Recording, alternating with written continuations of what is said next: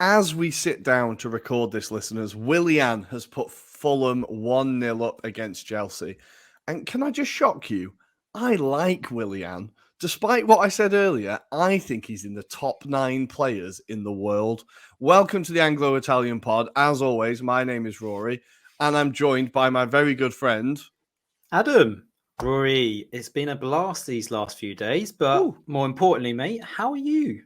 I am good. The first week at work, my first week back at work, and I am absolutely dead. I was saying by the second week of holiday, I finally felt like I was on holiday. Right. And then you're back into work. And it's just been like relentless this week. So yeah, really good. Work's been heavy. Bad time to try and stop drinking. So I'm doing dry January.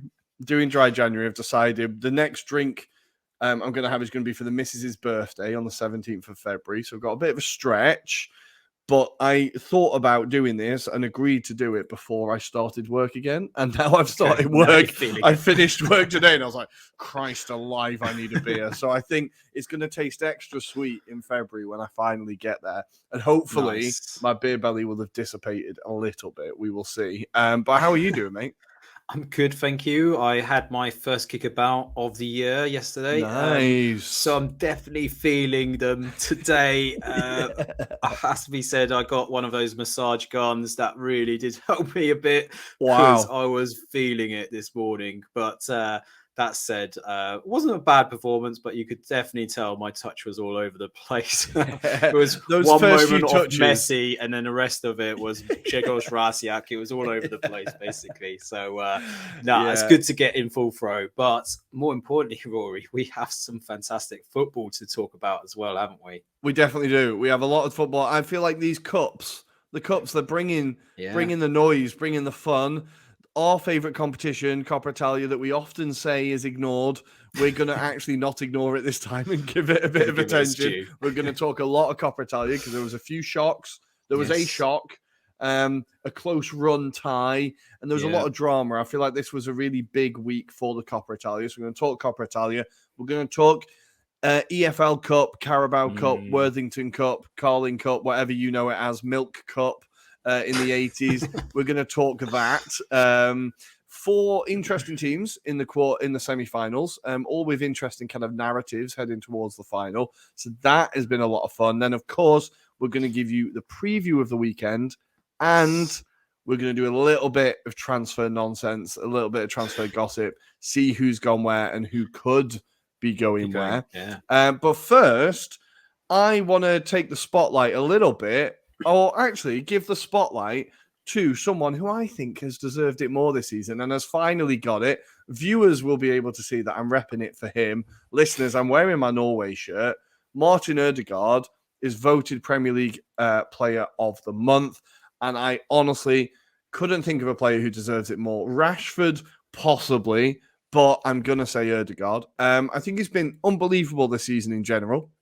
I think even in the games where we've not been great, he's been key to everything we've done. It still blows my mind that we only paid 30 million for him. I could not thank Florentino Perez enough for that because he could have tripled that and we still would have got value for money. I think it's a player that now a lot of people in the Premier League are starting to see how good he is and how key he is to us.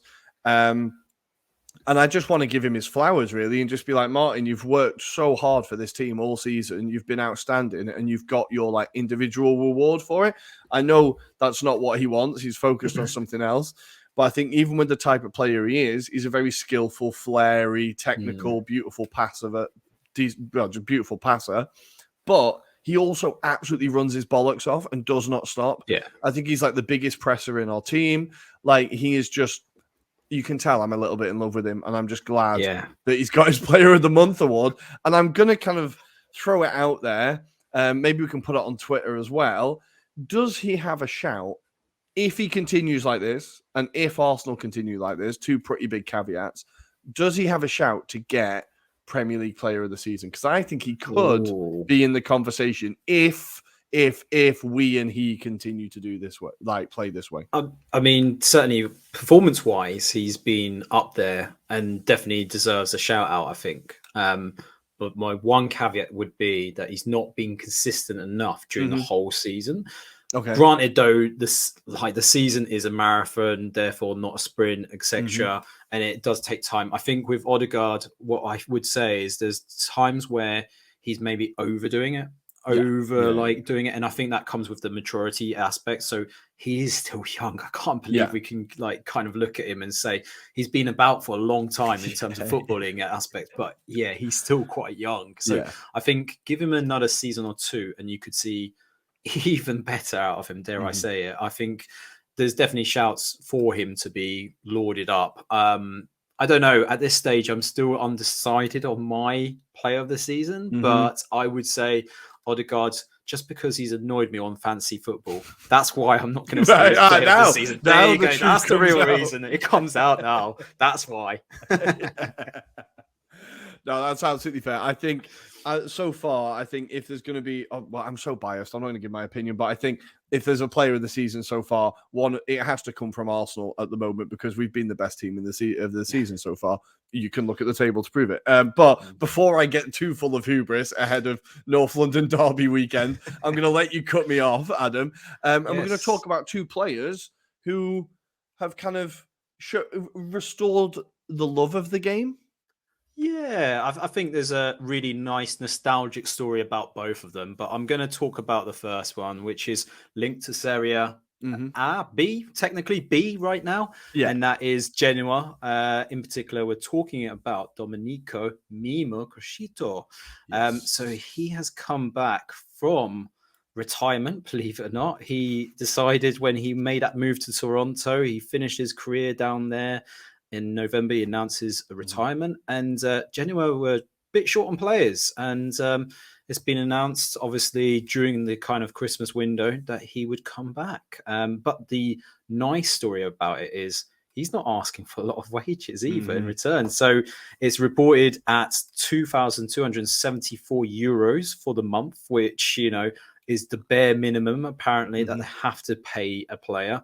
And Crescito is just coming in to do a job. So he's back at the club for the fourth time, believe it or not. So, I mean, such a beautiful story. When I saw it, it's just like heart melts, you kind of, I remember the time when Steve Guppy came back to Wickham and it was just like, I love that. Even though he was like 36 years old, he couldn't run, but he had that bit of quality. And that's what Crescito is. He's just someone that they love. They adore him for what he is. And he is their baby, as Mimo translates into Italian. So, I mean, it's beautiful. But yeah, when you saw this story, Roy, what did you think? I love Crescito. I think he's been like from wing back. He's been Genoa's top scorer for a few seasons, because he's really good from the penalty spot. And he's someone that's an icon of that team, an icon of that club. And it's just a nice story. I think Genoa are kind of pushing in Serie B. They're starting to look like they're a little bit. I think they're around. Last time I checked, they were around the playoffs, and they were kind of doing okay. So I think it could be something that just gives them that little bit of the boost. If they can get themselves straight back up into Serie A, then that's massive. Because as we saw, they were bought out last year. They do have new owners. They were, So there's definitely a bit of a rebirth going on there. It's easy to forget they are the oldest club in Italy. They are one of the most historical clubs in Italy. So it will be great to see them back in Serie A and back where they belong. And hopefully with Crescito in their ranks, if Tommy was here, he would tell us that he used to always buy him Infanta Calcio because he used to score so many penalties. He just always played him every single time. Absolutely great player. But the other player we wanted to talk about, and we're going away from the Italian English shores, is Arsenal legend Lucas Perez. So there is a link. There is a link, listeners. You would have seen it, but I just love this story. He paid £500,000 to pay out his contract so that he could go down and help his hometown club, Deportivo La Coruña, who are in the 3rd division. Yeah, right? Mad. Can you? I remember them being Champions League semi-finalists with Walter Pandiani and Roy Mackay. Yeah, like they were big names. They beat Manchester United, I want to say, in the Champions League. I think Juventus was one of the falls as well. They had some classic games in. They were a huge team, and I loved that Champions League side. So it's awful that they're in the 3rd division. But Lucas Perez has gone down, paid out his contract, so we can go and help him. And I think he scored in his first game. So it has been a bit of a fairy tale return. If he can get them back up into La Seconda and maybe, who knows, into La Liga, I think there'll be a statue of him in La Coruña before long. But I love that story and these footballers that make us kind of remember that, well, it's just the love of the game. It's beautiful, right? Yeah, definitely. We all love those sentimental moments, and this just tops it off for me. So the fact that he bought himself out of the contract says how much he loves being there. And fair play, because he's dropped the levels as well. He's from Cadiz to La Coruña, basically. So I think he's going to end up smashing it. I think at Arsenal, he actually didn't get an opportunity. I felt like he kind of got 5 games and scored a goal. And I was like, oh, should we see more of this guy? And it just never really happened. So I hope it goes well for him. I hope it goes well for La Coruña and the same for Genoa. Guys, we are going to go into the main show now, right after this. Hi, I'm David Wheeler, and you're listening to the Anglo-Italian podcast. And here we are. It's time for the Cups action as we have Coppa Italia and EFL, Milk, Worthington, Carling, Carabao Cup action. All of the above. All of those drinks are available in a shop near you. We're going to start with the Drinks Cup, and we're going to start in England with a little bit of drama. It kind of, I think, some intriguing games. And as we said, I'm going to kind of give a bit of credit to AFC Finners on this one. He made a very good point about all the 4 teams in the semi-finals and what this could mean to them. So you could have Newcastle winning their first trophy since 1969. Southampton could win their first trophy since 1976. Forest could win their first trophy since Clough, or the one I don't want to happen, United could end their 12-year trophy drought. 12-year. Can you believe that? I know, that's incredible. So what do we think? Who do we want to win it? Who do we think is going to win it? And then we'll go into the semi-finals. So everyone's talking up Man United at the moment just because they are deemed as the stronger side. But I think there's a side to Man United that, they've got their moments where they could slip up. Now, looking at the ties, obviously, you've got Southampton versus Newcastle in one of the semi-finals. And then in the other, you have Man United taking on, Nottingham Forest. So it does seem like it's a easy path, shall we say, to the finals. But I'm just hoping secretly it's one of Southampton or Newcastle. I don't know about you, but it just feels like that could be a hell of a story, especially for Nathan Jones, who most people have been slagging off recently, and he's got 2 wins on the bounce now. It seems like he's probably just trying to get a grip of this squad. I think James Ward-Prowse said it nicely when he said that he's brought something different to the team. So there doesn't seem to be a lot that could be got away with Nathan Jones as opposed to Hassan Hutel. So, it sounds like he's trying to get a bit of a buy-in with the team. He's already made 2 signings already. Whether they're his is another question. But at this stage, it seems like he's already changing the tide. So that might help them in their momentum to stay up in the league. Unfortunately, it does look like Man United, though, Rory. What are you thinking? I think if you look at the how the teams have performed this season, I still put Newcastle ahead of them. I know I don't like United, but I still think Newcastle have been better this year. Newcastle have been more consistent this year, and I think Newcastle have done better in big matches than United this year. So I think, obviously, United beat Arsenal, so fair play. That's one. But I think that Newcastle, I put them as the slight favourites. But I think it genuinely, I wouldn't be surprised. Like, any of them could win it. That's what's great. I think it's all fairly even. United are obviously on a great run of form at the minute. Yeah. Rashford is scoring every game.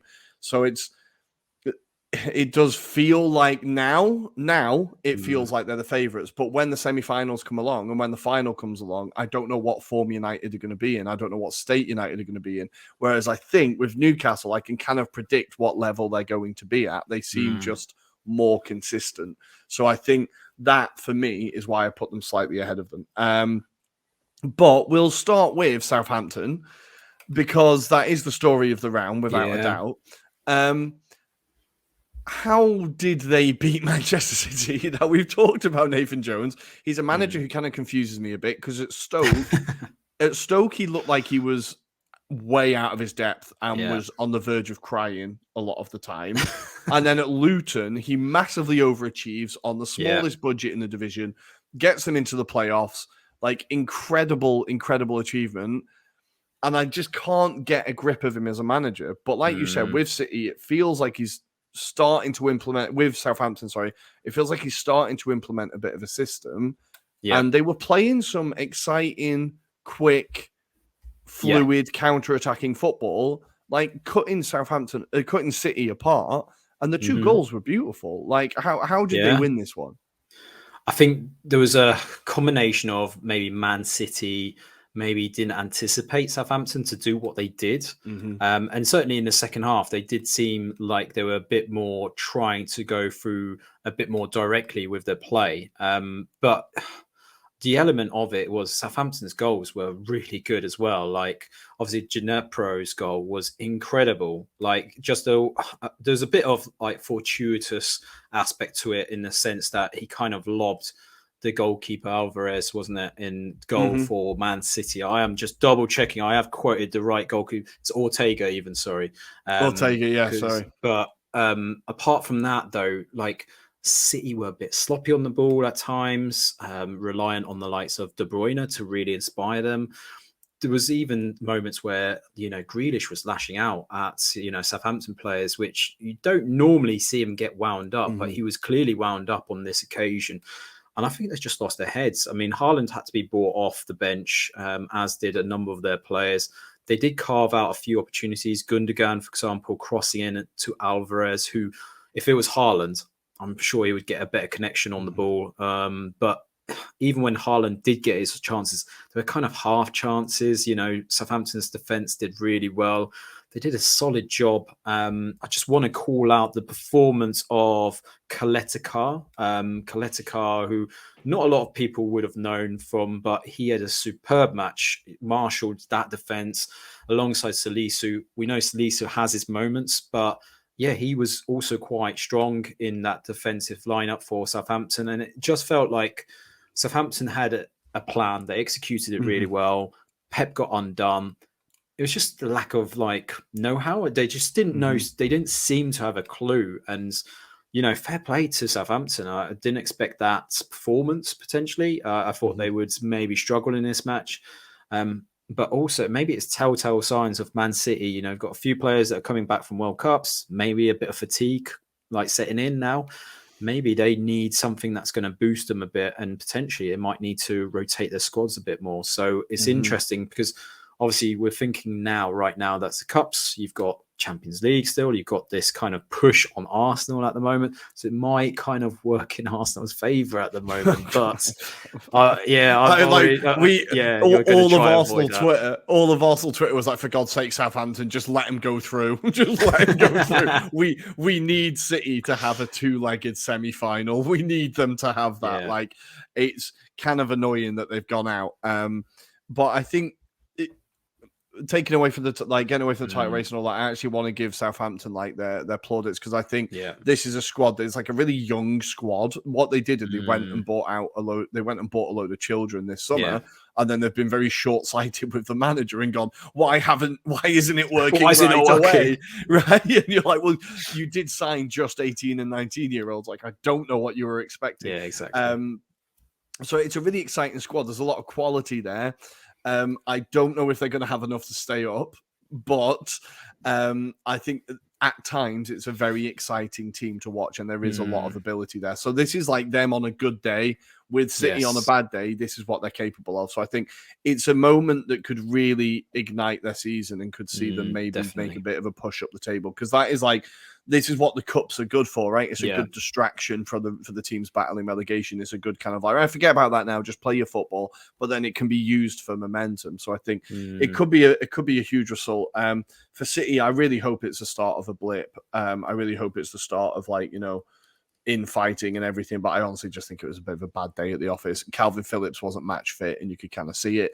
I think you're right with the rotating more, because I think when you rotate occasionally, the players you rotate with aren't match fit, and that's what we kind of saw there. But incredible result for Southampton. They'll be playing Newcastle in the semi-final in the Alan Shearer derby, and we need to talk about Newcastle.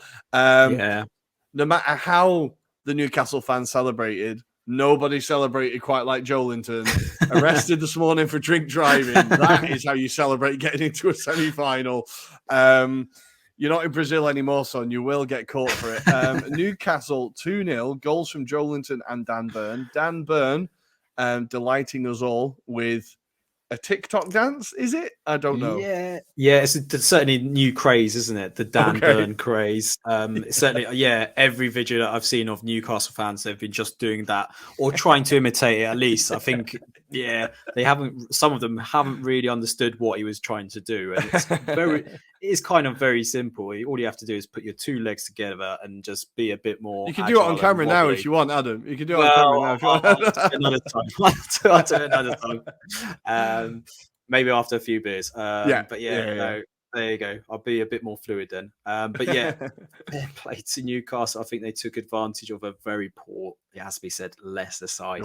Defensively, absolutely shocking. I mean, how easy was some of those goals? Dan Burn in particular, just header, just like incredible. But Leicester, I don't know what to make of Leicester this season. So in trouble.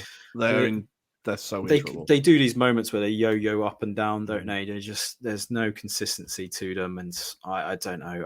I do fear for Rodgers. I think his time might be coming to an end. That said, it seems like they're being linked with loads of signings at the moment, so maybe that will spearhead their rest of their campaign. Very straightforward win. Something for Eddie Howe to be proud about as well. I think into semi-finals is such a big feat for him in particular. I mean, he's had a lot of plaudits for this season, but to get a club of that size into that stage, I think you have to hand it to him, and he has to hope now that he can build on it. So make this not just a one-off. He carries on building on it. But what was your thoughts on this particular matchup? Yeah, I think because we talked about it on Monday about how they kind of missed an opportunity in the FA Cup, and they did still miss an opportunity in the FA Cup. But this is also an opportunity in the League Cup, and I think Newcastle fans, if you ask them which trophy would you want, FA Cup or League Cup, I don't know if they'd say either. If you know what I mean, they would take a cup. If you know what I mean, I think, and that's not being disparaging to Newcastle fans. I just think all of these teams that go on and win a lot of things start with a trophy, and usually it's a League Cup, it's a Europa League, it's a trophy that is kind of diminished in some people's eyes, but it's still for the team that thing of, look, we can win something, we have won something, we're able to do this. Now let's push on. So I think it is a big opportunity for Newcastle. Like I said, I think on their day, if it's a Newcastle Manchester United final, I think they could win that. So I think this is a huge, huge opportunity for them.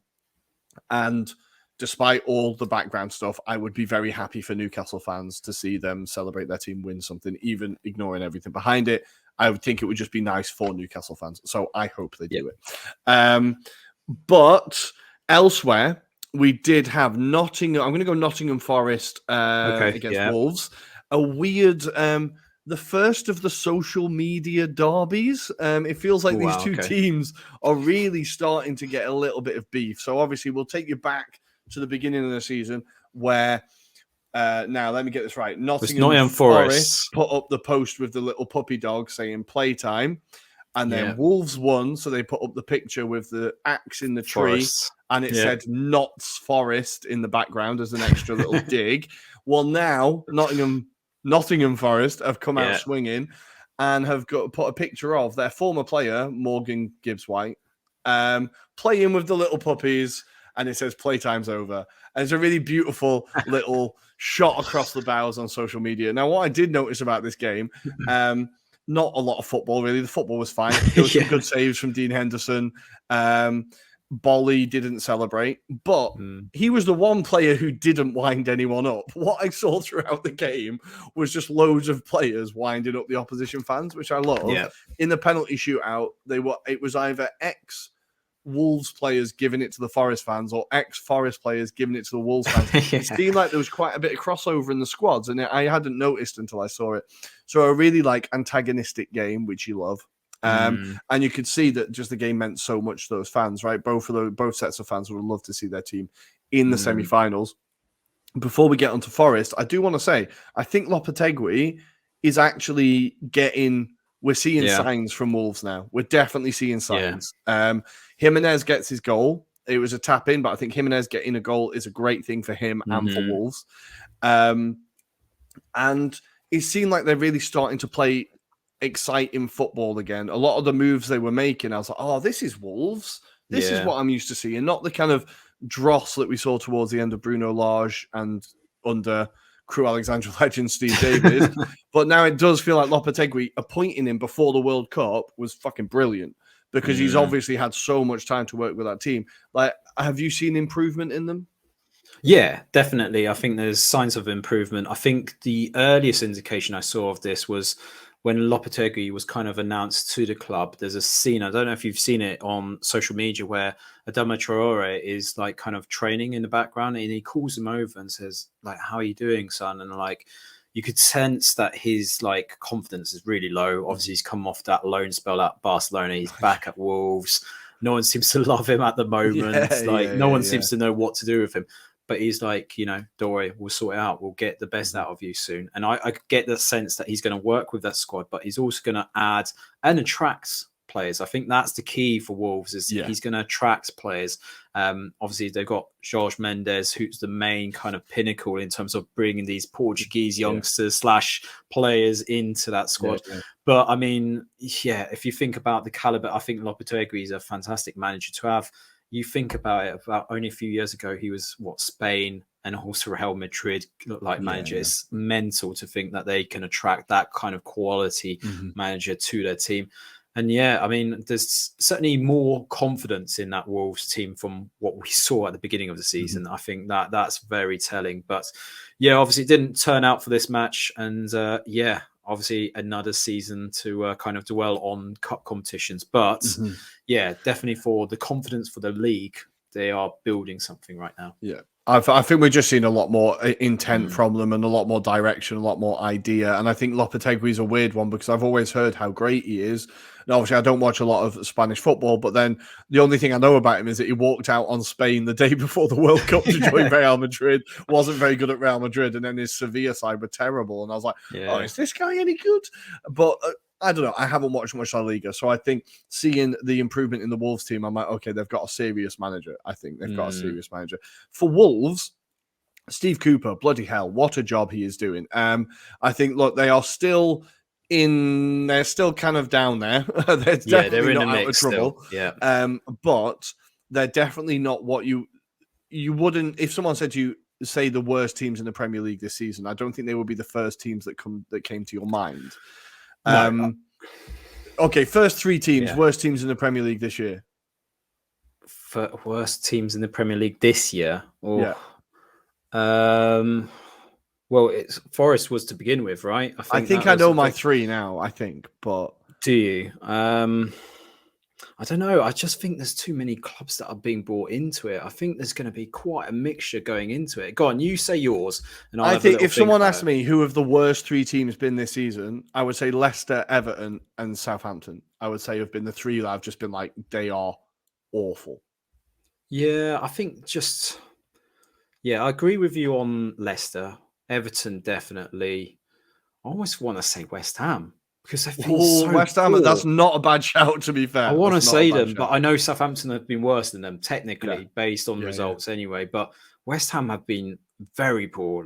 For the player quality, this reminds me of that West Ham squad that shouldn't have got relegated. They had to bring in Trevor Brooking. He almost saved them, but it wasn't when they enough. had Defoe and all that. Di Canio was still there. It almost has a ring of that now. They have to be really careful. And I don't know, does Moyes stay in the role? But let's stick with EFL for now. Yeah, but my point is, that Forest aren't the first team that you think of as the worst team in the Premier League. True. And everyone was expecting them to finish 20th, right? Everyone was expected to finish bottom.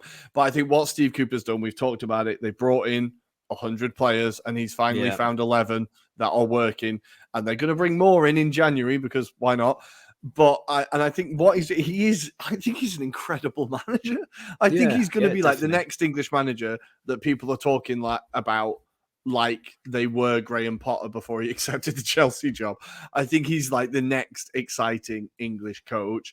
People have known about him for a long time. Obviously, he did great things at Swansea. Everywhere he's been, he's done an incredible job. And I think now I'm just really impressed with his Forest team. I think they're really getting quite hard to beat. They're just getting hard to beat, and they don't play cynical, ugly physical football. They try and play football as well. How do you think Forest into semi-finals? Fantastic. How much of an improvement have we seen? We've seen, I think, over the last few weeks as just a transition. So it feels like Steve Cooper knows his players now a lot better. They've had obviously the break from the World Cup. It's interesting that we've got rumours of Dennis potentially going already, so he probably will end up going to Olympiacos, their sister club, probably at some point, which is weird to say. It does feel like he's starting to realise that there's certain players in that squad that will add quality, the likes of Frela, who they brought in from Atalanta, for example. He's had some really good games.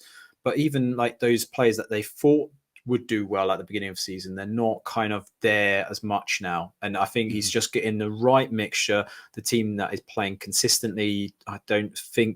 I haven't really seen the squads for the last few games, but it certainly doesn't feel like he's rotated with that team as much now. So it feels there's a bit more consistency, a bit more of a balance.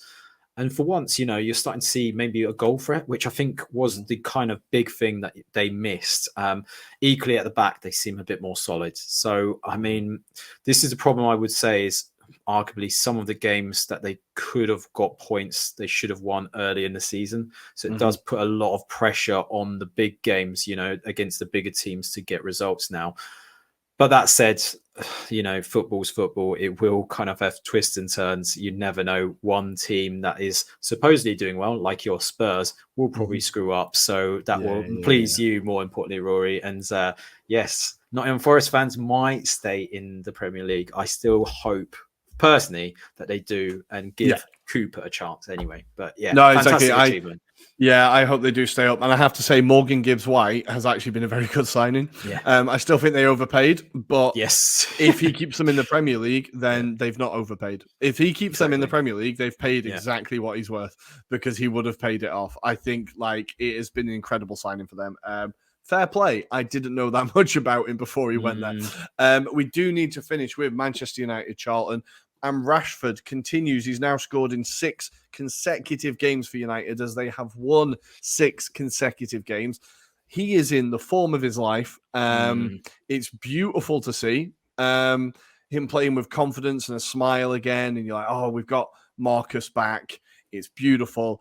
Charlton, they put up a good fight. They really put up a good fight. It was 1-0 for a very long time. Rashford's goals came in the 90th and 94th minute, as Charlton were definitely tiring and the game was getting away from them.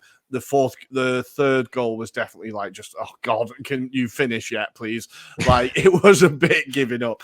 But for Manchester United, into a semi-final. Incredible. Good start for Erik ten Hag. If he starts off with a trophy like this, it's definitely, oh God, I really hope he doesn't, because the narrative is going to be unbearable. But Andy will be unbearable as well. No, I know. I have seen, I know Twitter's full of people trying to get reactions, but here's a reaction. A United fan saying that United could win the Premier League, FA Cup, Carabao Cup, and Europa League because they're the only team still in all four. And the one today that really nearly made me dash my phone out the window was Marcus Rashford's current form is better than any form of Thierry Henry. And I was like, I know. Who is that from Goldbridge or someone like that? I don't even know who it was. It was one of those United fan accounts. I was like, I know this is bait. I know it's bait. I know it's bait. I know it's bait. God, I'm angry. It really annoyed me. So I know if they win from it, the narrative will be unbearable. But I think, my personal vendettas aside, I think Erik ten Hag, for him to get a trophy in his first season, the first possible trophy in his first season, would be a genuine statement, and it would show how much improvement. We know there's been so much improvement in United since that 4-0 battering at Brentford. The improvement has been unbelievable. Players like Anthony, getting performances out of players like Dalot, who looked like they were lost, getting Luke Shaw to be consistent again, getting him back to Luke Shaw. Harry Maguire seems to slowly be building his confidence again. No rickets, just kind of steady performances here and there. You can play in the cups, you can do this. Managing that situation really, really well, I think. But the biggest surprise for me from this game was Fred can take free kicks. He hit the post with an incredible free kick. I thought, God, I hope Fred doesn't score a free kick against us. Whoever he scores a free kick against, that's going to be a meme for the next 3 years. Just it might be this weekend. Right? It might be against It City. Might be this weekend. Maybe he was like getting his range in, practicing like a secret weapon in the sleeve, like just when City don't expect maybe that's it. Deliberate to make, Pep kind of think, we've got to worry about this now. So send him into a 72-hour binge of football tactics and coffee. But for United, huge performance. Charlton, unlucky. I think they were applauded off the pitch by their fans. They did the club proud. Man United, into the semi-final, and they will be playing Nottingham Forest. I kind of think that means United are in the final. Sorry, Forest fans, but I hope I'm wrong. I really hope I'm wrong. Yes. So, Adam, predict your final. I think it'll be Newcastle Man United. Yeah, I think that's probably fair. Nice. We're going to leave the EFL Cup there for now, and we're going to go to our favorite competition that nobody else likes. Everybody else ignores it, but we're going to talk about it. And we're going to start with, they're here, and they're beautiful, and they won. And we've got Adam repping the other one in his Parma shirt. We're going to start with Torino, and then beating AC Milan 1-0 at the San Siro with 10 men. What a performance. And I just have to say, the goalkeeper, Milinkovic-Savic, had a great performance. But also one of the luckiest performances of his career, I'm going to say. There was a save where he tried to catch it and it bounced out of his arms and went over the crossbar. I was like, whoa. And he tried to look at his defenders like, calm, it's calm. Yeah, exactly. Like, man, that is one hell of a poker face. What did you make of Torino? We'll get on to the goal scorer because that is incredible as well. But what did you make of the performance? I think Juric played it perfectly because, especially with the lineup Milan had, it wasn't like a poor Milan squad, was it, by any stretch of the match? Not like the Inter team that we'll talk about shortly, but certainly from a Milan perspective. I mean, I think it's more joyous to see AC Milan fans, their reaction after this, because they were ripping it out of Inter fans for that performance against Parma. And then they had egg on their face as well. So, it's just classic Milanistas, right, as they call them. But more back to this match, and Torino just had a game plan. It was unfortunate about Gigi and his sending off. Now, I kind of see it from both angles as well, but it's high foot. That was a wild tackle. It was. But, by let of law, he has to go. puts more pressure. But even at that point, it didn't seem to reduce the chances that were going for, Torino's favour. Because if you think about it, Sasa Ilic or Lukic even had a really good opportunity to put it past Tatarusanu in the first half. If he takes that chance, that changes the complexity of the game as well. So maybe there would have been a bit more strain on Torino. But in the circumstance, because they were down to 10 men and they had to just counter-attack and using their pacier players, it works in their favour. I think just Milan seems to be running out of steam at the moment. And I don't know about you. We've kind of reflected on Pioli. Obviously, there were, I don't know, I felt like he threw it away against Roma on Sunday. Again, this match feels like he's not getting any luck or rub of the green at the moment. But then it also depends on his players, right? At the end of the day. So I think there's only so much he can do, and a lot of this is like the Milan players did look like gutted at the end. They genuinely looked like they really were annoyed. They wanted to win this. They want to win these. They want to win every trophy. Obviously, I feel like they really kind of let themselves down, especially against 10 men. They didn't step up the intensity. They put Torino under pressure, but Torino never really looked like they were panicking, apart from the save we talked about before. They never really looked in danger. And I think that has to come down to the urgency of the players. It has to come down to the decisiveness. Like Pioli can bring players on and off and tell players to do things, but if they're not going to put in the graft on the pitch, then it's kind of out of his hands. I don't think this result lies at Pioli's door. I think it's kind of the players on the pitch. I think the team out there was more than good enough to beat Torino with 10 men. More than good enough. But it doesn't matter. Torino have won, and the best thing, in the 114th minute, the player who scored is called Adopo. In Italian, Adopo is see you later. So you can see all the jokes that have been going. 114th minute, see you later. But him, Adopo, and the player who assisted him, Bayeye, they were both playing in Serie A last season. So it's Brian Bayeye was on loan at Catanzaro, and he was on loan at AC Carpi before that. So he's been in Serie B, and Adopo was in Viterbese in Serie C as well. So these are two players that kind of Juric rolled the dice and brought them on and was like, right, let's get a bit of pace, a bit of energy into this team. And they've provided Torino fans with a result they are never going to forget. It puts them into the quarterfinals, I want to say. Yes, into the quarterfinals. This tournament still has quite a way to go, but I think Torino could have an outside shout at this and should kind of be prioritizing this. They look fairly safe in the league. So at the moment, I'm just going to double check.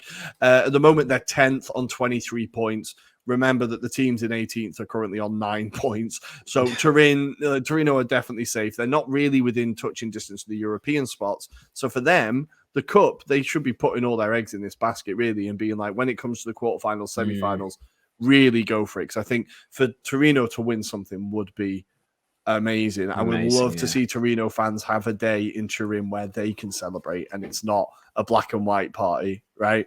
Exactly. Get the target on the shirt. That's what you want. But seeming as you pointed to that, we're going to move on quickly. And in the San Siro, the night before was Parma against Inter. And I have a theory. Tom Brady and Gigi Buffon have the same doctor, or they have the same genes. Time does not seem to affect these people. They are both 44, 45 years old. I think they're roughly the same age. Buffon pulled off a save at the end of the game. Incredible. That was just incredible. Unbelievable. Honestly, I don't know if 8 out of 20 goalkeepers in Serie A are making that save, maybe even more. That is an incredible save. And when you think about him being 44, nearly 45, time just does not affect that man. But Parma, tell us about him. Great goal. Some really nice football. Really took Inter to task. The man that comes on and scores that wonder goal, Juric, just incredible. I mean, I don't know about you. I saw some of the game and I was just complex. I couldn't believe that what I was seeing, because Inter Milan, it wasn't again, they had a bad squads that they had. You know, you had De Vrij at the back, you had Aslani in the middle with Mkhitaryan. You know, they had their players in there, so it wasn't really a bad side. Even Onana had to keep them out or at least defend any opportunities, because Benecic, who is a Polish player, played for Parma. He also had a really good opportunity to make it 2-0 at that point. So, yeah, it was incredible. Parma just had confidence after that goal. And even one of the wingers, Kamara, again, he's a player that was playing Serie D there or whatever. He was playing really incredibly well for them. He took on like the likes of Dumfries very easily, got onto the bylines, you know, getting crosses in. You know, Parma just looked like an incredible side again. And I'd love to see them back in the big time because, you know, based on this performance, and they've got a really talented squad at the moment because I've in our little series on YouTube, I've been highlighting the defender Lautaro Valenti at the back as well. He played more on the left-hand side for this match, but again, he's a really interesting player. And yeah, like you say, Buffon, just to cap it all off, I mean, his performance alone helped that kind of game go into extra time. But yeah, Inter had to bring the big guns off the bench, didn't they? So Martinez and then Acerbi, kind of fortunate, I suppose. For some reason, Buffon decides to punch what is a cross from DeMarco, and it kind of goes to Acerbi. He heads it. It kind of loops over Buffon because Buffon's off his line. And that's it. That kind of concludes it. So Inter are through, made it a bit more squeaky bum time for themselves, but they are through at least. That's the one thing Inter Milan fans will be at least happy with. They're not really happy. It has to be said. Their performances have been a bit poor of late. But yeah, Parma, great to see them back and playing well. I think that's the thing, because last time they were in Serie A, they were terrible. They were atrocious. Yeah, they were genuinely atrocious. They've also two players that we've had the Romanian journalist who came on was telling us about Mihaila and Dennis Mann, who are two very good young Romanian players there who have been doing quite well for Parma as well. So two names to keep an eye out on as well. So the team's still left in the Coppa Italia. Now, this competition is, I don't know when the other games are taking place. They just kind of randomly pick. At the moment, Roma Genoa is 1-0 to Roma, and Dybala has scored. Woo! But so far, the quarterfinals are going to be Fiorentina against Torino, is decided. Inter will play the winner of Atalanta Spezia, and the winner of Roma Genoa will play the winner of Napoli Cremonese. And then we also have Lazio Bologna and Juventus Monza. So still quite a way to go in the Coppa Italia until we get to the final. But we are going to take you the whole way. We're going to talk about all the games. This is our commitment to you. We are going to actually cover the Coppa Italia and try and keep track of it. I'm sorry, but they decide to put it on at 3:00 kickoffs on a Thursday when I'm at work. So it's quite hard to quite hard to keep on track of, but we will keep on track of it. A very quick update. Koulibaly has scored to make it 1-1, but on his debut, Joao Felix has been sent off. What a start. I can't wait to see what that was for. Good. So we are going to go to... No, that's it. We're done. We've done the cups. We are going to take a break. Guys, can you see how well planned this episode is? We're going to take a very quick break, and we're going to come back with our weekend previews of Serie A and the Premier League. See you there. Hi, my name is Dimi Konstantopoulos, and you're listening to the Anglo-Italian podcast. Here we go. Maybe I should have saved that for the transfer roundup, that bit, but we're going to do it for the Premier League and Serie A review. We're going to start with Serie A because listeners and viewers, even though the North London derby is like here in my head at the moment, there's one game I'm slightly more excited about, maybe. And we talked, I'm definitely going to enjoy it more than watching the North London derby, but we talked about it on Monday, and it is, of course, Juventus taking on Napoli. It is happening today as you are speaking, watching. I love that Serie A have put this on a Friday night. It feels proper box office. It's a really genuinely good planning for once from the FIGC. It doesn't happen often. This is gonna be huge. Now, I was taking a bit of a look at their head-to-heads and how kind of, because I think I've been saying a lot that like Napoli's record against Juve is terrible and psychologically it's a huge chip on their shoulder. And I was looking and I was like, right, let's actually study this. Now, Juventus haven't won in their last 4 visits to the now Stadio Diego Armando Maradona.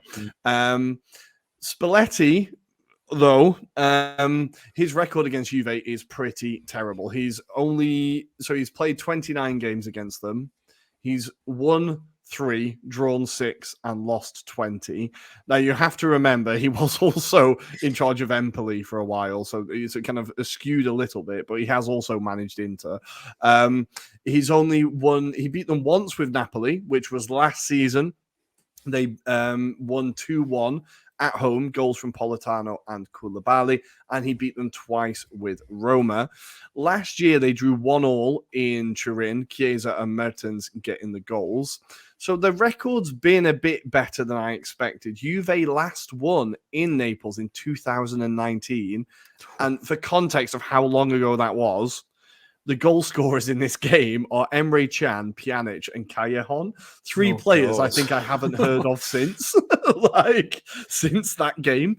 So that was the last time Juventus won in Naples. And even that game, Napoli had 21 shots to Juve's 6. Napoli had 64% possession and Juve had 37%. So even then, they were playing this suffer ball that we're all having to be exposed to. But where Spalletti's record isn't that great, Allegri's is better. So he's won 11, drawn 7, and lost 11 against Napoli. So he's won as many as he's lost against the Partenope, but I think it's more even than I thought in my head. Basically, that's kind of what I'm trying to say. It's more even than I assumed. For this game, Juve are still without Vlahovic, Cuadrado, Bonucci, and De Sciglio. Some of them will be bigger misses than others, I imagine. But how do you see this game? Do you think it's more even than we've been kind of saying? I think this is... Yeah, I think it's going to be an even and maybe a game of cancellation of each other. We know what to expect from Juventus, right? We expect them to put 11 men behind the ball and just defend to get a point. The first half's going to be terrible of this game, guys, by the way. Yeah, just brace yourself. Just brace yourself.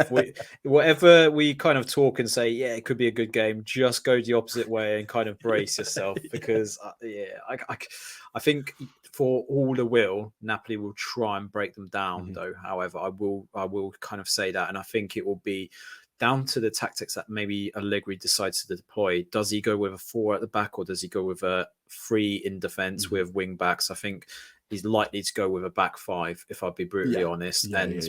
Given or bearing in mind that there's probably going to be a 3 in midfield for Napoli, I think he'll put a 3 that will potentially just counteract it. So you might see a more defensive midfield. There's rumours that Fagioli might be coming off the bench for this match, for example. So, expect maybe the second half to be more interesting. But I think the key here, Rory, will be who scores first. I think it will go down to that. So if, for example, Juventus somehow shithouse themselves to a goal, then I suspect it'll be an onslaught from Napoli, but vice versa.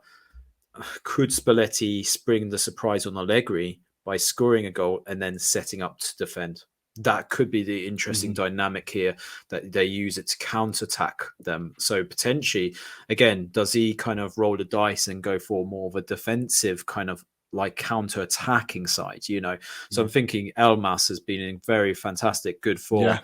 Does he maybe sacrifice Kvaratskhelia? I mean, dare I say it, that's a very big call. That would be a bold call. Given his form so far in the last few games, he hasn't been fantastic. And do you know what? Maybe Allegri will look at that and kind of go, look at what Inter did. Would he do something similar? I could see him doing exactly the same.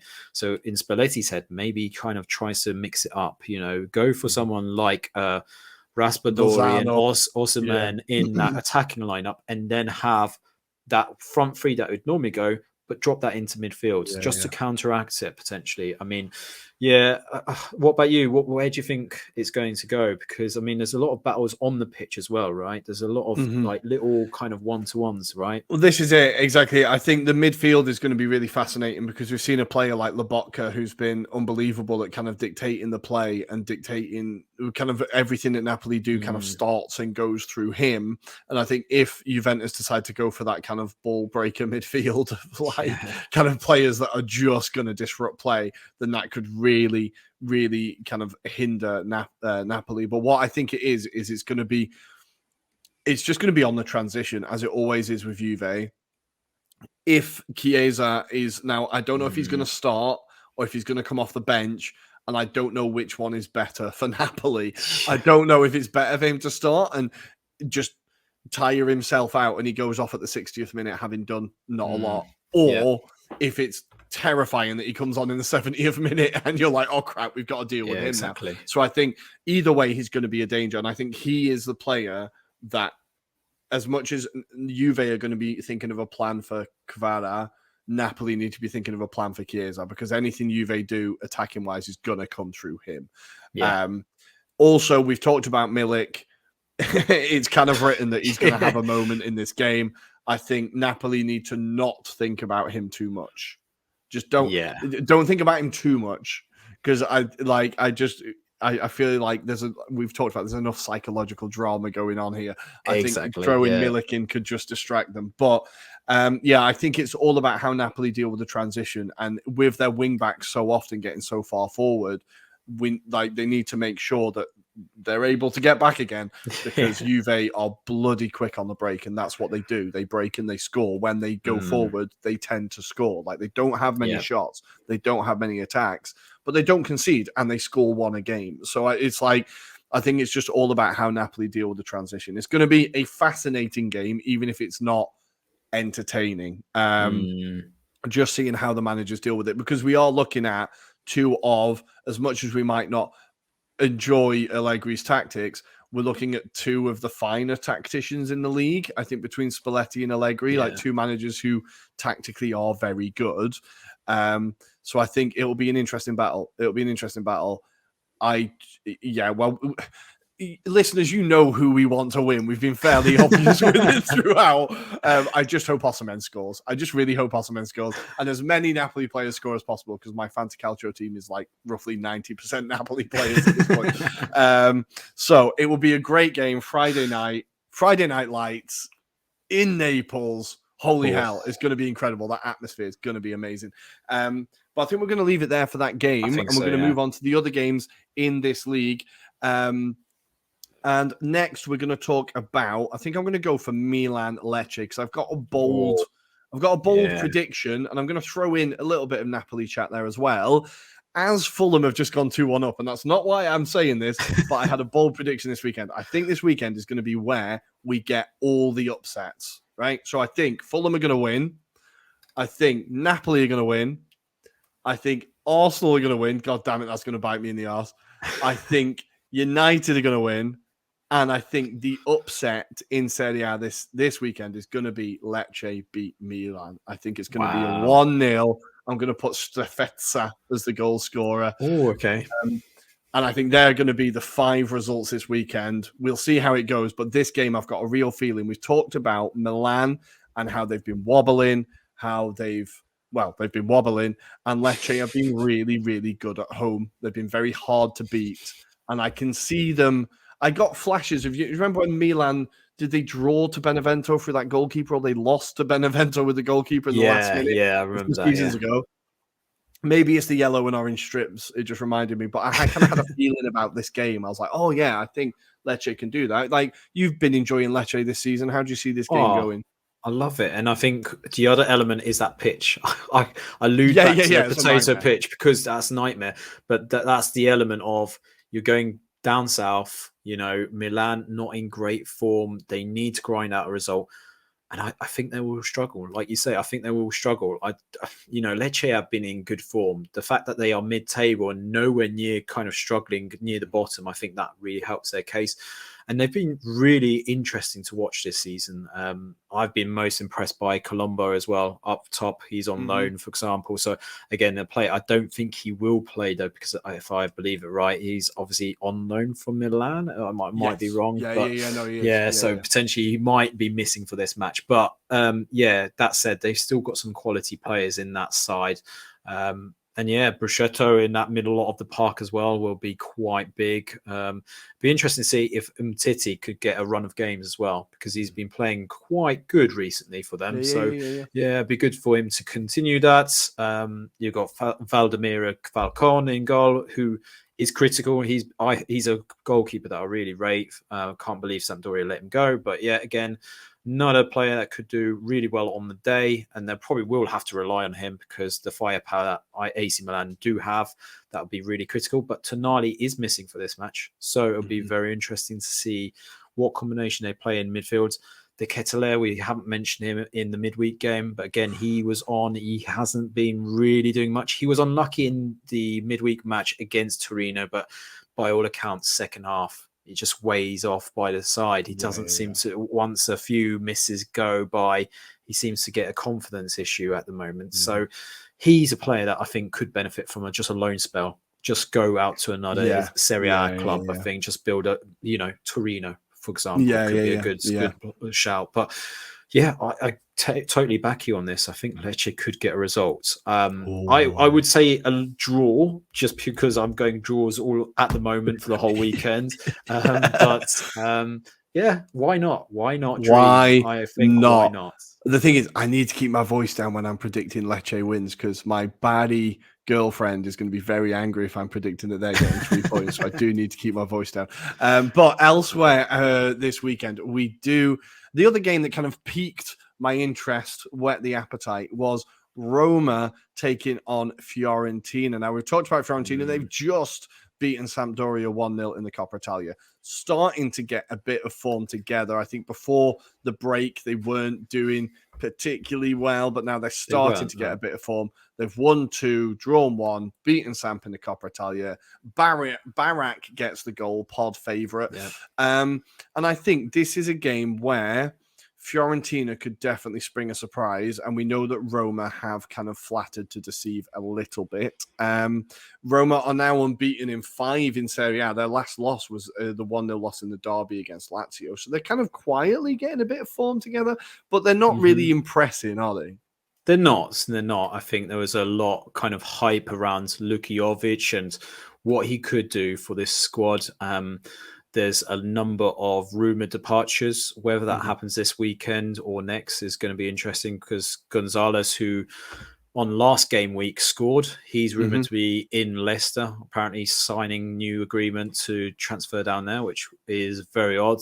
But then we've got our favourite Amrabat from the World Cup as well, rumored to be going to, he's kind of instigated that he wants to sign for Atletico Madrid. So apparently the two clubs are clashing over the amounts. And as you can imagine, Atletico Madrid don't have a lot of money until João Felix decides to give us more money. I know, it's just mental. But this will be an interesting kind of matchup, because both sides come off some good results. Obviously Roma, as it currently stands, are beating Genoa, but obviously that result against AC Milan helps them out, gives them a bit of confidence going into this. It's a draw that feels like a win. Yeah, exactly. It was more than just a draw for Roma, especially the way they play, right? So from that point of view, I think, I feel for Fiorentina, they just don't have anything offensively, not as strong, like they do struggle. And Cabral is out this game, and he's kind of started to become a bit of their focal point, started to get a few goals, came over from Basel and was slow, took a while to get used to the league, and it kind of feels like he's starting to get ready in Serie A, starting to hit his stride. He will be missing this game, so it'll be interesting to see. I just think it'll be a nice game to watch. It'll be a nice game to watch, and either team could win. I wouldn't be surprised I wouldn't be surprised, Rory, if there's goals in this one. I could easily see a lot of goals in this one. So it could be a 3-2 win for someone here. So nice. For that point of view, watch it on Sunday. We hope so. And the final game we're going to talk about in Serie A this weekend is going to be, or kind of set, penultimate game we're going to talk about in the Serie A is Atalanta against Salernitana. Now, Atalanta having a bit of a tricky time of it. Well, they lost 4 games in a row before Christmas. Yeah, they were a terrible run. And they were 3 games in a row, before Christmas. They've now drawn and won 2, so they're starting to get a bit of form. The player who's coming in for them, Højlund, 19 years old, come in from Sturm Graz, where he got 12 goals in 21 games. He now has 3 goals and an assist for Atalanta. He's scored in their last 2 games, and he feels like another gem that they've found. So is Højlund someone should be keeping an eye out on for this game? But Salernitana, are they capable of giving Atalanta a tricky day at the office? Oh, of course they can. With their new goalkeeper, David Okora, as well, who, we didn't talk about him on the last epised, but he's come in. He's made some fantastic saves as well. Yeah, he's made some really critical saves. Salernitana, I think it's the other end. You know, they got Sali Diao and they've got Piontek, Pistolera. When you've got him in form, who knows what could happen? But I mean, it is definitely an interesting matchup because, as you say, Højlund, who is kind of talked up as the Danish equivalent of Haaland because of his height and the fact that he can score as many goals as Haaland. He's got a good record anyway for the time being. But yeah, I mean, it sounds like he's another player that took a little while to adjust to Serie A, because I think there's a few clips of him when he's been brought off the bench and he's just getting frustrated with himself, or, you know, just getting frustrated with the way they're playing. And I think, you know, Gasperini gets the best out of these type of players. He kind of sees the raw talent in them. You know, Adamela Lukman, who we've been talking about in the first half of this season, gone a bit quiet. Yeah, he's gone very quiet. You know, he's got quality on him again. Yeah. So, you know, it might just take a few games, maybe just go. Who knows? So this could be another interesting matchup as well, right? I'm excited about this one. I do enjoy watching Salernitana, weirdly. It must be the sadist in me, but something about me enjoys it. And Adam, there was one more game you wanted to talk about in Serie A, because it leads into our transfer videos on YouTube. Which game are we talking about? So we are talking about Torino versus Spezia. Now, obviously, with this one, you kind of go from the outside, not an interesting matchup, far from it, especially when you look at the teams and where they are placed. Torino probably arguably having a better season so far. You know, they're 9th, 8th, I think it is in the league at the moment. And Spezia currently still struggling near the bottom of that table, but they are fair distance off the other 3, it has to be said. But today, Rory, Spezia have confirmed the signing of Szymon Żurkowski from Fiorentina for the rest of the season. Nice. Interesting club, because obviously they have got a bit of a, like I alluded to in the past, there's a Polish contingent. There must be a Polish shop down there, because Dragowski's down there, Kivor's down there. You know, they've got a few youngsters that are loaned out to Serie B and D and C clubs. So, you know, they've got a few, you know, young players. There's also, like, believe it or not, there's some sort of Polish influence at the club as well. And that is the reason why a lot of the Polish players are coming across. But again, Żurkowski comes across. He is a very exciting player. The problem will be is what his match fitness will be. Is it going to be like me on a Wednesday night where it was all over the place, or can he add that bit of quality? And I think he's certainly a player that everyone should be looking at. Maybe at Fantasy Calcio, add him in if you haven't already done so, because he could. Our transfer window's coming up. Few goals. This is a thing. So for a team like Spezia, they'll be reliant on someone to provide a bit more of the ammunition, and he's not afraid to score from distance. So really good player. But Rory, what about your thoughts on him? Nice. No, I like Spezia as a club. I feel like they really develop players like Ghiazzi there, and there's quite a few players that are kind of, they will become a team where they sell a lot of players higher up the table. Basically, I think they're just a really good team. They're steady in Serie A at the moment, and they'll be able to develop. Like, it'll be a good place to learn your football. They play nice football. Yeah, and I think I like them as a team. Torino. Always love for Torino. So I think, it might not be the headline shiny thing, but I think it'll be there's enough players on the pitch there that will make it entertaining for sure. So we're going to leave the Serie A there for now, I think. Elsewhere, I'm going to very quickly go through the other fixtures just so we know. Down at the bottom, Cremonese still looking for their first win. Can they get it at home against Monza? Maybe. Sassuolo host Lazio in the two teams that love to throw away leads derby. We've got Udinese against Bologna, and we've got Empoli against Sampdoria on Monday night. Samp showing a bit of fight. Empoli, yeah, that could be an interesting one. I think Sampdoria could maybe get a win there. But that is Serie A for now. We're going to go across to the Premier League. And the first game we're going to talk about, well, I'm going to let you decide because the North London derby is going to go last because I can't spend too much time on it. Yeah, I think we'll start off with the big game that does kick off, and that is on Saturday, and that is the Man United versus Man City derby. So for once, Man City fans are starting to get a bit nervy, especially off the back of that Southampton result. They need to get back to winning ways. Man United in good form for once. They come into this with a lot of confidence. I think for once, Man United fans are probably looking forward to this match. And it's a shame we haven't got Andy on this one. But yeah, I think genuinely there is a high hopes for Man United to potentially get a result here. I mean, what do you think? Do you think it will be straightforward, or do you think this is just a bit of a blur and Pep Guardiola just does a masterstroke and they win 6-1? Well, I'm going to very quickly say, listeners, either way, if United win or United lose, Andy is going to be on the pod. He's either going to choose to be on the pod if United win, or I'm going to drag him onto the pod if United lose. He will be here on Monday because he's going to face it. But I think this is a weird one because United, they are in great form. They haven't played a good team in a while. I'm just going to put it out there. The teams that they've beaten have been teams that you would expect them to beat. Now, when Arsenal did that, I was saying a win's a win. We'll take it. Stop celebration police, blah, blah, blah, blah. And I still completely agree with that. It is an incredible run they're on. But that doesn't stop the fact that this is a big test coming up. So I think this is for Ten Hag and for United. This is is this like, have we turned a corner? Or has this just been a favourable run of fixtures? And this is what we're going to see. If they beat City, then yeah, they have turned a corner. They're in great form. They are potentially, depending how thing goes, in the title race again. Like, it could be that decisive. If they don't, it's okay, the team isn't where we thought it was. City is still levels above. We've played well, but we're not quite there yet. So I think it's that kind of test. I think City, like, if you look at United's recent form against City, it's actually not that great. So the last 3 games, United have lost them all against City, conceding 12 and scoring 4. Like, their record in this derby recently isn't good. So I think City are going to think...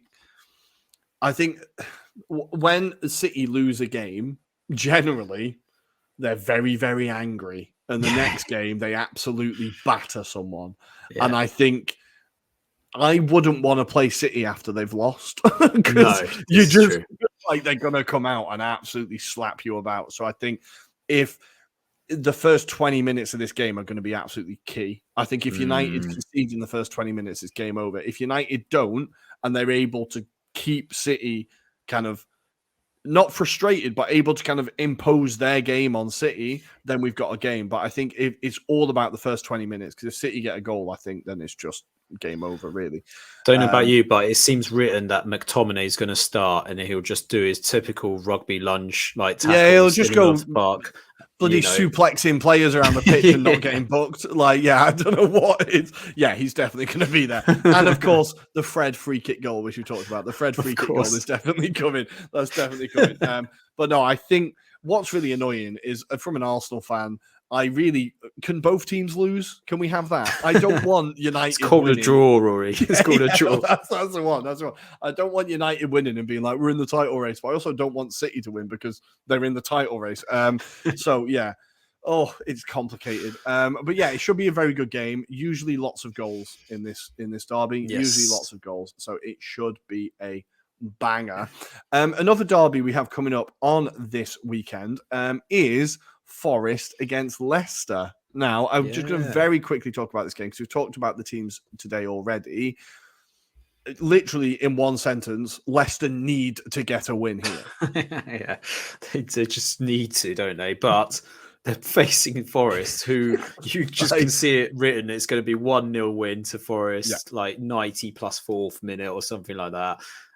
So yeah, it's going to be very interesting because the first matchup between the two, it was a demolition of Forest at the time. 4-0. There was really poor performance by Forest. They were really low on confidence. This was at the time when Steve Cooper, for the media, should have been like sacked off, but for the club, they were very keen to just keep at it and maintain it. And you know, they're starting to bear the fruits of that. So, but as you nicely alluded to, Leicester have been really poor. That midweek game against Newcastle was terrible, so they need a victory.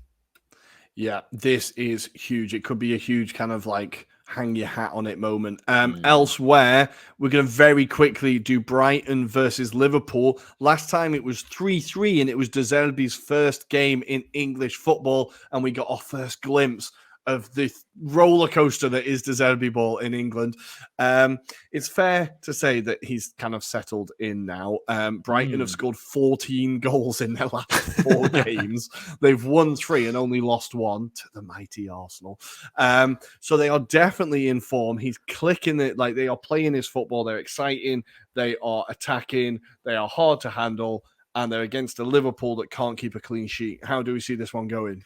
I think this could be another victory for Brighton. I couldn't genuinely see it. I think the form that Liverpool are in right now, I just think whilst they've got that home advantage, and it seems to be like they're clicking at the moment, Brighton seem to be really purring at the moment.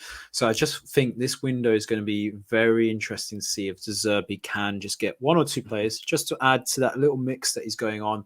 And then you could be seeing even more delights from this Brighton side. I think Brighton fans are very... confident about what they're doing right now. Like they feel a bit more like there was a spell where they weren't too sure about De Zerbi. Now they're being won over. So it's quite nice that they're actually just fantastic. And what I want, I don't know if it happened, but I would really love to see Brighton buy Berardi, and they can reunite De Zerbi and Berardi and get Berardi in the Premier League. Yes, bloody please, that's what I want. But Brighton, Liverpool, we're both going for a Brighton win. I think that Moda and Trossard are both injured for this. Van Dijk is out for Liverpool, as is Firmino, Diaz still, and Jota is still out. Down at the bottom of the table now, 2 teams whose fans would not have anticipated them being in a relegation battle. Well, maybe no, I'm not sure. Maybe one of them. Maybe one set of fans wouldn't have anticipated it. One set of fans definitely would. We're talking about Everton versus Southampton. This is an absolutely massive game. So in the table, let me check. Everton are currently 18th on 15 points. Southampton are currently bottom on 12 points, having lost all of their last 5. Everton getting 1 point in their last 5 games. God, it is grim down there. This game is going to be an absolute scrap, but I just want to talk about Everton fans because my favorite thing on Twitter is Everton fans because nobody slags off Everton more than Everton fans. There was a great video of Nathan Jones where he's talking post the Man City win, and he's like, I'm going to be up till 3 a.m. watching Everton, and just an Everton fan retweeted it with like Christ alive, enough to kill anyone off. And I just love how much they hate their own team. It is genuinely grim reading though for Everton. I was looking at their form, and they last won. Now I had to double check this. They last won in October. That's a long time ago. Their last win in the Premier League was a 3-0 win against Palace in October. They've conceded 10 goals in their last 4 games, but they've scored in every game. They just can't stop conceding. Southampton, as we said, have now won their last 2 in the FA Cup and Carabao Cup, but they've lost their last 5 games in the Premier League. These are 2 teams. I don't know if there's going to be any quality here. I think it's going to be. I think Southampton are going to get it because they're just off the back of this Man City result. What do you think? I think so as well, Rory. I think this could be another nail in the coffin for Lampard. It's interesting, though, the narrative around Lampard, because obviously there was a period of time where Everton fans were like, stick with the project. He's playing attractive football. It's not his fault. He's inherited this squad. You look at it now and you're like, it doesn't look any better. And they were saying how great it was to see Gerrard be sacked off at Villa. Well, do you know what? This is another so-called top of his game kind of midfielder that just hasn't delivered as a coach. It's or another manager. Gerard It's just Lampard like debate. It is, isn't it? It's another one. Which one's the shittest manager? Exactly. It's just absolutely shocking. Yeah. But yeah, I mean, like you say, there is very funny memes, very funny comments from Everton fans. I saw one involving, this is so bad, I should be calling Samaritans. And it says, try being an Everton fan, basically. It's like the black humor they have to have is just it just cheers me up. I'm sorry, Everton fans. I really hope you stay up, because it would be. Everton have never been relegated. I don't think. It's fucking mad. No, they haven't. If they got relegated, it would be genuinely like groundbreaking work from Lampard. And financially, that could screw them over as well. That new stadium come in and everything is just. I just really dislike Lampard, and I want Lampard to do badly. So I'm sorry. But the last game on the Premier League is the last one we're going to talk about is the North London derby. Now I was looking. Because we never win at the Toilet Bowl, at the Armitage Shanks Arena, we never win. So the last win for Arsenal at Spurs was in 2014, and Thomas Rosicky scored the goal. That was the last time we won in the Premier League at Spurs. The last time we won was in the League Cup, and Matthew Flamini scored both the goals. So we do not win. Yeah, we don't win there. So I'm not going into this with any form of optimism. Of course, Tottenham have been shite, but then the last two games, Harry Kane scored both, and they beat Palace 4-0. Yeah, oh, we've seen this film before. Yeah, I've seen this one. No, I know what happens next. Yeah, he scores a penalty against us in the 20th minute. That's what happens. I know it.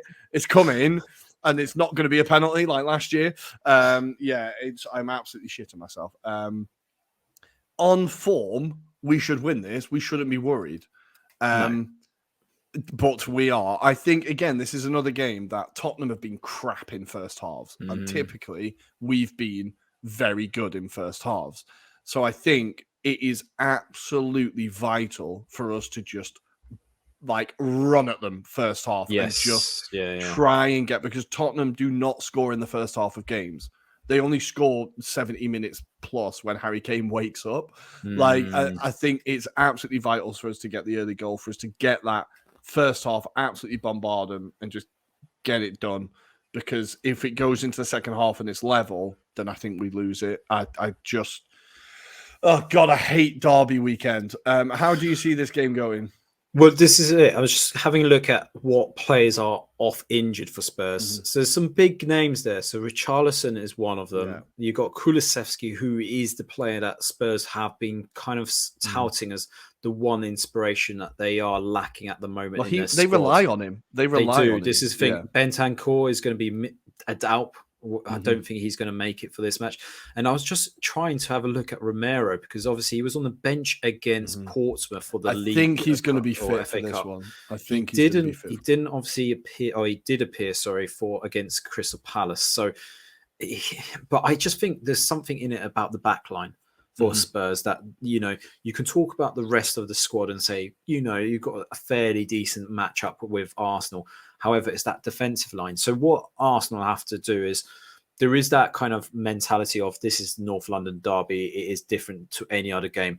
But if they act a bit more professionally and just look at the kind of players they've got around them, so they can take advantage of the fact that they are weak in the middle. Lloris can flap at stuff. So again, there's going to be elements that I'm hoping, well, maybe from an Arsenal perspective, they are looking at is set pieces, get into kind of Lloris's area, but also just mix it up a bit.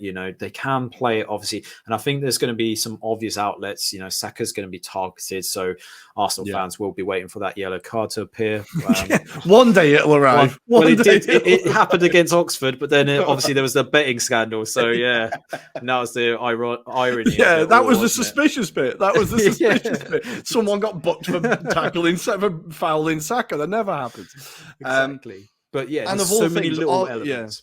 Go on. And of all things, Arsenal FA, and the FA have got a campaign against Arsenal at the minute. We've been fined for not controlling our players. Have you seen the clip? These laws, I can't understand what these, because I've seen little like tweets on this. It's like relating to regulation 2.10. Is madness. Honestly, I expect every team who ever has a player question a referee about a decision to get fined now. Because all it was 3 or 4 players went up and went, that was a penalty. And then that was it. They didn't push him. They weren't all swamping him. That's twice in 2 games we've been fined for it now. And it's a bit like, and in the statement, they got the minute wrong and they quoted the wrong law, apparently. Don't take on Arsenal Twitter. Don't take on Arsenal Twitter because they will expose you. Apparently, it's the wrong law. But yeah, the FA's campaign against us is a bit mad at the minute. I'm shitting myself about this game. We'll see how it goes. But in my prediction, I've said Arsenal are going to win it. So for me to, not have egg on my face, we need to win now. Sunday's going to be horrible. And I'm not drinking. I can't have a beer. What the hell's going on? The hell am I going to do? I'm going to take up crack or something. I don't know what I'm going to do. But listeners, we're going to leave it there. We're going to come back with a little bit of transfer gossip and our customary quote of the week. We will see you in a minute.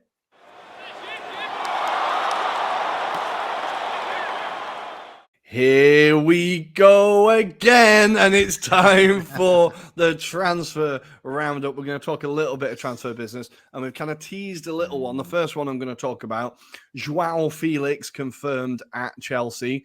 He'll now be missing the next 3 games because he's been sent off. What a signing. What do we make of this one? Terrible. Absolutely makes no sense at all. We spoke about it on Monday night. I can't work out the logic. Yes, there is a good player in João Felix, it has to be said. He hasn't been maybe utilised the best at Atletico Madrid, but then, Simeone has a certain trait where he kind of looks at characteristics, and it feels like with João Felix, he doesn't have maybe the mentality. And it seems really harsh because, he's come from Atletico Madrid, high expectations, etc. But there is an element where I'm not impressed necessarily. I haven't seen what he actually adds, and I haven't seen it for Portugal either. So for me, it's just a weird signing because it's not what they need. But on that Chelsea mix as well, I don't know if you saw it, Rory, but Aubameyang has apparently contacted Barcelona and Xavi to ask if there's any way he can come back. And again, Twitter's gone mad because today I saw Barcelona offering Pedri, Ansu Fati, as well as Rafinha to leave the club already. And I don't know if you already saw it, but a lot has been reported in Italy about Frank Kessie demanding to leave. And that sounds like a potential loan deal to one of the Milan clubs for at least till the end of the season. So it's all happening at Barcelona. For Milan to get him back. That would be huge if they could get him back, honestly. Could be a huge boost as well, right? Barcelona's just like a garage for footballers at the minute. It just feels like there's like a storage, like those big storage things you get out in the countryside where you just pay a tenner a month or whatever. You just send a player there for a bit and then you can get it back when you fancy it. Like, exactly. Oh, we've not got room for this one anymore. Do you fancy taking it back? Yeah, I know. Yeah, we did give you 60 million, but you can have him for free. Like, it seems a bit mad. They're doing it with Depay now, Griezmann. Rafinha 6 months after buying him, for months negotiating and battling off Chelsea and Arsenal and trying to push us up. You buy him and then you don't fucking want him. Barcelona are an absolute basket case of a club. I really, really hope Aubameyang does go back. Because it's funny. I think, I don't know, is it funnier him stinking up the place at Chelsea? It might be funnier that, to be fair. But I don't know. I would like to see him happy again. I like a smiling Oba. It's a shame he didn't work out at Arsenal. He's a lazy prick, but I would like to see him smiling again. I think the one that blew my mind with Barcelona is offering out Ansu Fati is mental. That's fucking mental. They tied him to a new contract, and in his clause was something about 4 billion to release him out of that clause because they learned that mistake with Neymar. And yet there's these rumors of him potentially being offered to kind of essentially balance the books, it sounds like, because apparently Barcelona, as a result of Aubameyang's call, whether you believe it or not, they've contacted La Liga to see what kind of wages they could offer, because obviously as part of the whole piece around they have to comply by the wage structure, etc., there's a certain structure of payments that they can offer. So potentially it could be that his wages are built up of a basic wage and then maybe some bonus contractual bits, which might help him. So i.e. they win the title or a title of some sorts, he gets X amount, which might cover him. And it's not like Aubameyang needs the money anyway, to be fair. No, but none of them do they? No, but they don't. Now might be the perfect time to go in and bid for Frankie de Jong. Now, like United have to be looking at. I know they don't want to spend. Actually, no, fuck United. Arsenal owners, can you please listen to this and just bid for Frankie de Jong, please? Like, Barcelona are desperate to get wages off their books. He's one of the best midfielders on the planet. Someone has to come in and bid for him now if Barcelona are desperate to get rid of players off their wage structure. Honestly, I was talking to the missus about it this weekend, and because I bore her to death with football chat. She's a lucky lady. And we were talking about Barcelona. And I was like, honestly, I run my football manager clubs better than their owners run the club. 100 times better. And she was like, you're always going on about football manager and how good you are at it, because I am always going on about it. But I genuinely, they're fucking terrible. It's like they're Real Madrid fans that have been employed to fuck up Barcelona. Like, it's mental what is going on there. We'll see who leaves and who goes. I would like to see Frank Kessie back in Serie A. It would be good to see him back on a football pitch. The guy's incredible. It feels like he's barely played for Barcelona. Madness. Any other transfers we wanted to talk about? I think a lot of it is going to be Barcelona based. I wanted to quickly say Emery using his Spanish links to bring in Alex Moreno from Betis as a left wing back. Very, very good little bit of business there. There's rumours that they could be going in for Matteo Guendouzi. Emery and Guendouzi is a proper little bromance. It'd be really good to see them hooking up again. Not like that. I like Guendouzi. If you can keep him calm, he's a hell of a player. So I think that could genuinely be an exciting one for Villa. Any other deals you wanted to talk about? So I'll talk a few ones that I caught my eye, shall we say. So Man United obviously have Jack Butland on loan from Crystal Palace, which kind of blew my mind. I forgot that he was still knocking about. That was incredible. Anthony Knockaert, he was recalled from his loan. He's now on loan at Huddersfield, of all places. So, his career's gone downhill. But the main one I think I wanted to allude to is Harry Kane. So I don't know if you've seen the information about this. So he won't sign a contract until Conte signs a contract. Conte will not sign a contract until Kane signs a contract. So what we're saying here is Conte's leaving in the summer. Kane's going to run out the last 12 months or be sold in this January or summer window, should we say, because Spurs can't really afford to let him go. They have both so much. Sat in a room and done a grubby little deal, and they've gone, right, I'll say I need you to stay, and you say you need me to stay, and then just neither of us stay. And it's technically not our fault, because it's kind of your fault, it's kind of my fault, but it's not. And we can blame that bald bloke upstairs because they all hate him anyway. So I feel like, that would be like Christmas. I just hope that Harry Kane leaves England. I don't want him at United because he'd actually do really well at United. And I don't that's want him the at little City. spin-off, isn't it, at the moment? There's rumours of Real Madrid, Bayern Munich soon. Is one that I have said for years. I've been like, him at Bayern Munich would be an absolute game changer. I feel like he would honestly hit new levels at that club. I think just the style they have, they've always had that big target man. Suits his style. They've always got the best out of that type of player. He would get a genuine chance of winning the Champions League. He'd get some trophies. I feel like, honestly, it would step his game up to a whole level we've not seen yet. Even if it's for 2 seasons, would be a great something like that, it would be brilliant. Because the other name that's kind of Serie A based is Vlahovic to Bayern Munich, because there is similar reasons. Very similar. Apparently, he's not very comfortable with Allegri ball. Who is? But none of us are. None of us are. But there's that, and then on the Juve theme, we've got Rabiot as well. Apparently, he could go in the summer on a free transfer. Juve want to obviously tie him down to contracts, and they've offered 7 million. apparently that's not enough for Mama Rabiot. Mama Rabiot wants 10 million a season, apparently. So, I think that's where the clash is going to happen between them two. I don't think it's going to happen. I think he's going to go on a free, or someone's going to snap him up on transfer deadline day itself. I think that's how far it's going to go. And we've got to wait out to see Skriniar, because Skriniar, that is the deadline big hasn't decision. passed yet. It's not passed yet. We will see where that one goes. We do also have to say Manchester United have signed Wout Weghorst, which is interesting. It is really interesting, that one. I genuinely think he could do pretty well. I think so as well. I think he adds a different dynamic to someone to come off the bench or play in certain matches, right? I think that's the other one. Exactly.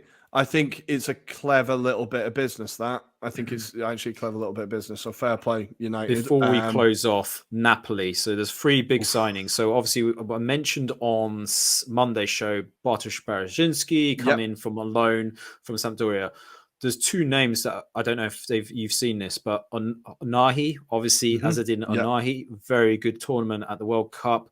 Obviously wants to leave. Napoli wants to make it a summer signing. He wants to obviously move now. There's some conversations apparently taking place to potentially make it a loan spell.